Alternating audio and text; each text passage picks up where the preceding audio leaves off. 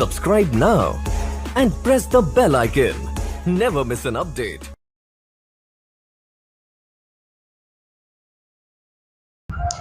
नमस्कार दोस्तों, आपके चैनल हेमंत एएलपी में आपका बहुत बहुत स्वागत है। दोस्तों, इस वीडियो में हम हिंदी का एक बहुत ही महत्वपूर्ण टॉपिक पढ़ेंगे जिसका नाम संज्ञा है।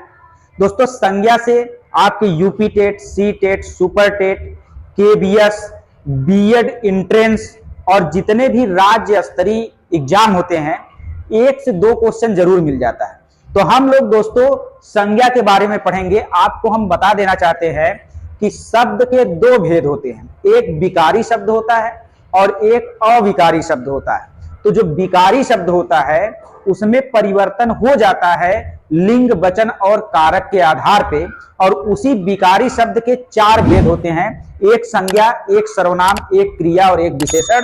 तो विकारी शब्द का जो पहला भेद है संज्ञा, उसके बारे में हम लोग इस वीडियो में डिटेल से पढ़ेंगे।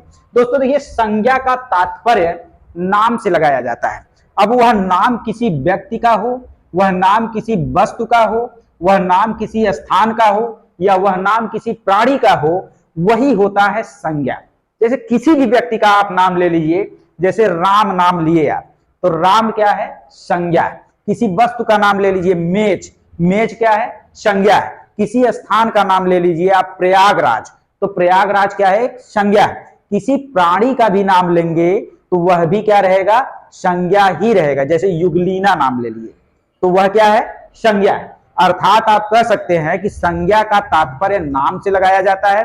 वह चाहे किसी व्यक्ति का नाम हो, किसी वस्तु का नाम हो, किसी स्थान का नाम हो या किसी प्राणी का नाम हो, उसी को आप क्या कहते हैं? संज्ञा। दोस्तों, संज्ञा जो होता है उसके 5 भेद होते हैं। दोस्तों 5 भेद कौन कौन से होते हैं? पहला है व्यक्तिवाचक संज्ञा, दूसरा है जातिवाचक संज्ञा, तीसरा है भाववाचक संज्ञा, चौथा है समूहवाचक संज्ञा और 5वां है द्रव्यवाचक संज्ञा।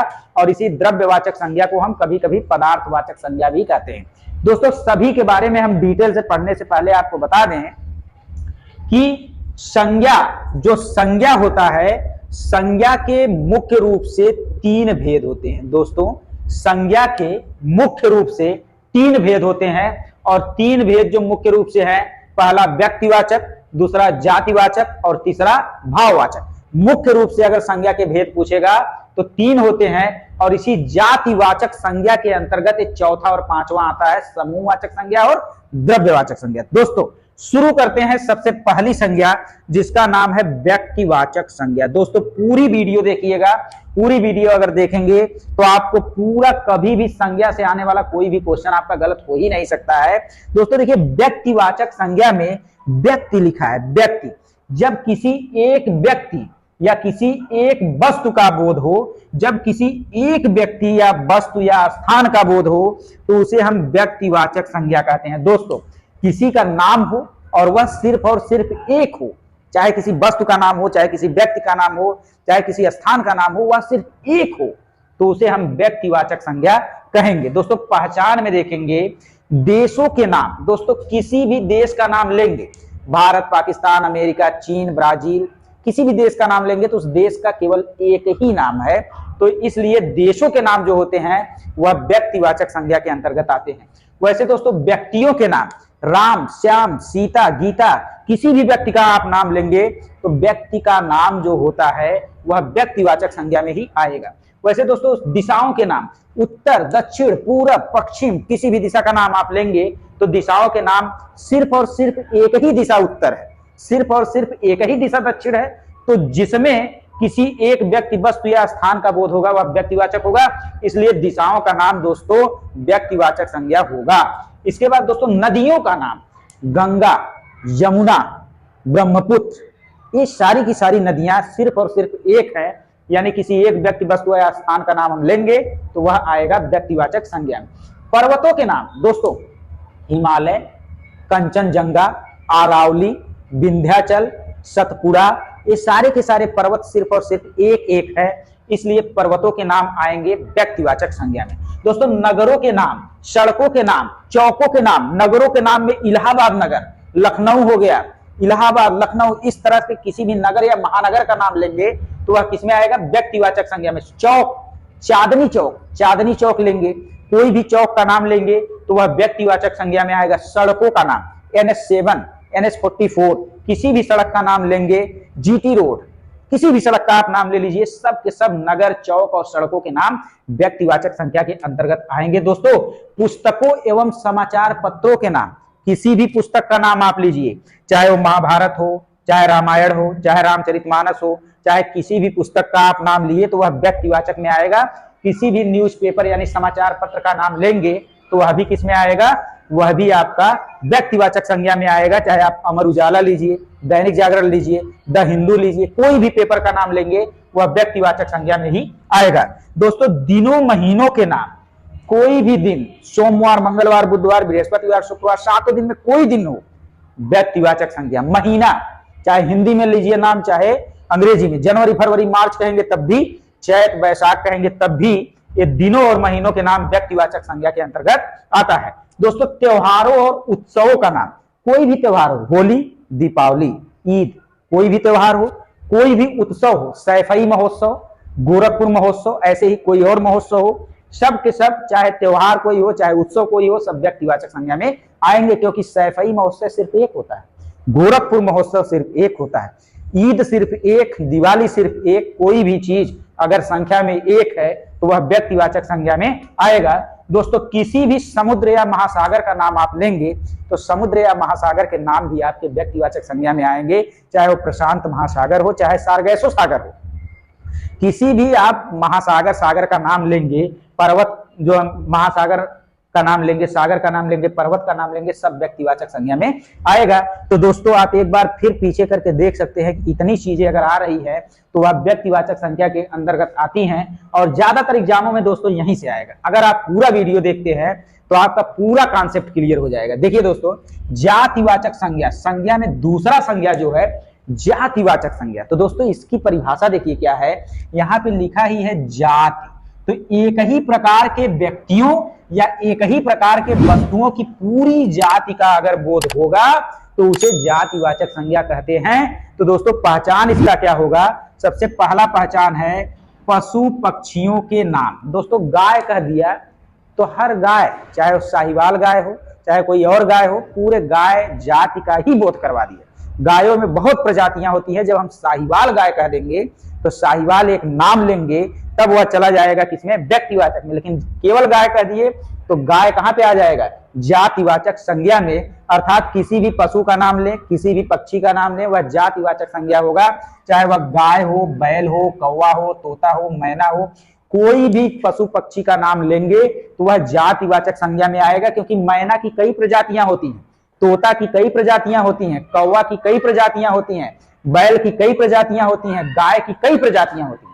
ये सब उनकी जाति का बोध करवाते हैं। दोस्तों, किसी भी वस्तु का नाम अगर आप ले रहे हैं, जैसे मकान, कुर्सी, मेज, कलम और किताब, तो समझ लीजिए कि मकान, कुर्सी, मेज, कलम, किताब, ये सब के सब क्या होंगे, जातिवाचक। जैसे मान लीजिए मेज के जगह हम मेज नहीं, कलम के जगह हम मार्कर ले लिए, तो जैसे मार्कर है तो मार्कर अगर हम कह रहे हैं तो जातिवाचक में। लेकिन अगर हम कह रहे हैं रेनाल्ड का मार्कर है तो रेनाल्ड हमने नाम ले लिया, नाम लिया तो रेनाल्ड का मार्कर सिर्फ एक होता है तो व्यक्तिवाचक में चला जाएगा। लेकिन मार्कर कहेंगे, पेन कहेंगे, कलम कहेंगे, जैसे कलम कह रहे हैं इसमें आ जाएगा, मोन्टेक्स कलम कह दिए, नाम ले लिए तो किसमें आ जाएगा, व्यक्तिवाचक में। तो जब तक नाम ना लिया जाए तब तक वह व्यक्तिवाचक में नहीं आएगा। अगर संबंधियों के नाम है, जैसे चाचा, भाई, बहन, बेटा, तो चाचा, भाई, बहन, बेटा भी जो है जातिवाचक, जाति का ही बोध करवा रहा है। चाचा, भाई, बहन, मामा, फूफा, हुआ, ये सब जो है जितने भी सगे संबंधी या रिलेशनशिप होती है वो सब के सब जातिवाचक संज्ञा में आएंगे। दोस्तों, व्यवसायों के नाम, जैसे बनिया है, धोबी है और जुलाहा है, तो ये जो बनिया है, धोबी है, जुलाहा है, कोई व्यवसाय, कोई भी बिजनेस आप कर रहे हैं तो उसकी एक क्या होती है, जाति होती है। दोस्तों, पदों व अधिकारियों के नाम, जैसे मंत्री, प्रोफेसर, अध्यापक, चोर, ठग, ये सब के सब आएंगे जातिवाचक। चोरों की एक जाति होती है, ठगों की एक जाति होती है, मंत्रियों की एक जाति होती है। जब आप रेलवे मंत्री कहते हैं तब वह हो सकता है कि आपका पहुंच जाए कहां पे, व्यक्तिवाचक में। लेकिन जब आप मंत्री कर रहे हैं तो मंत्रियों की एक जाति होती है, प्रोफेसरों की, अध्यापकों की एक जाति होती है। दोस्तों, बहुत इंपॉर्टेंट, प्राकृतिक तत्वों का नाम, जैसे बिजली, वर्षा, भूकंप, तूफान, इस तरीके का कोई भी उदाहरण आता है जो प्राकृतिक तत्व हो वो जातिवाचक संज्ञा में आएगा। उसके बाद दोस्तों तीसरा है भाववाचक संज्ञा।